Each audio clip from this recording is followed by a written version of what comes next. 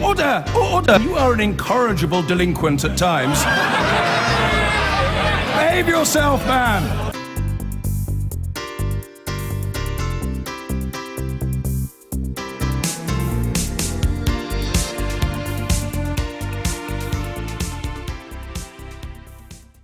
The Southeast Asian summit in Laos has been overshadowed by a row after the Philippines President Rodrigo Duterte referred to Mr. Obama as a son of a whore.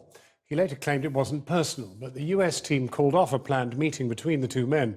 Perhaps unsurprisingly, this report from our Asia correspondent Jonathan Miller does contain strong language throughout.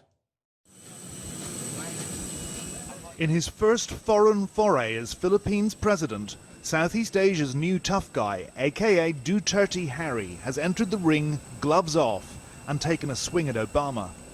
Infuriated by American criticism of his death squad approach to a drugs pandemic, Rodrigo Duterte gave Barack Obama both barrels last night on the eve of a regional summit. In his southern hometown of Davao, of which he was crime-busting mayor for 2 decades, Duterte had the leader of the free world in his sights.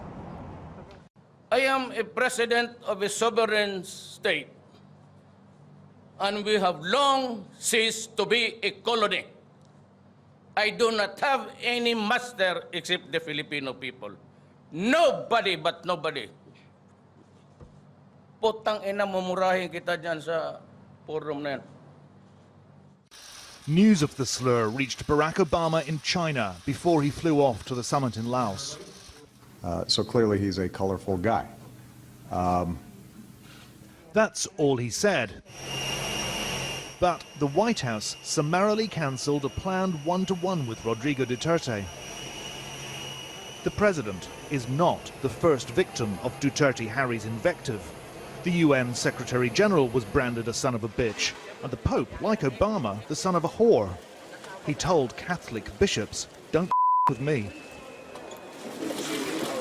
Last month, President Duterte was all smiles with the US Secretary of State John Kerry in Manila.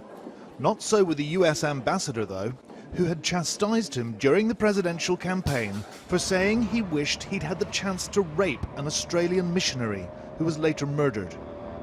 In remarks to the army, he said he liked Kerry okay, but the ambassador? He's a gay son of a bitch, he opined. He annoys me. 2 weeks ago, a news conference in Davao, called by the president and attended by Channel 4 News, was peppered with profanities. You see how they were the Filipino. You do not go out and just give a statement against a country. He was defending his crackdown on illegal drugs, in which more than 2,400 people have now been gunned down. At the risk of being shot down, where is this going to end? Good. That's a very good question. It's not even epidemic, my friend. It is pandemic. So what am I supposed to do as a president? Well, not give a license to kill in cold blood, says Obama. Duterte might not want to hear that, but by this morning, the pugnacious president offered contrition of sorts, but not an apology. He regrets that his remarks to the press have caused much controversy. It's all overshadowed this summit, which had bigger things to talk about, like looming conflagration in the South China Sea. But Duterte Harry, the Donald Trump of Asia, hogged the limelight, recalcitrant and feeling lucky. Jonathan Miller reporting, and I did warn you. I've been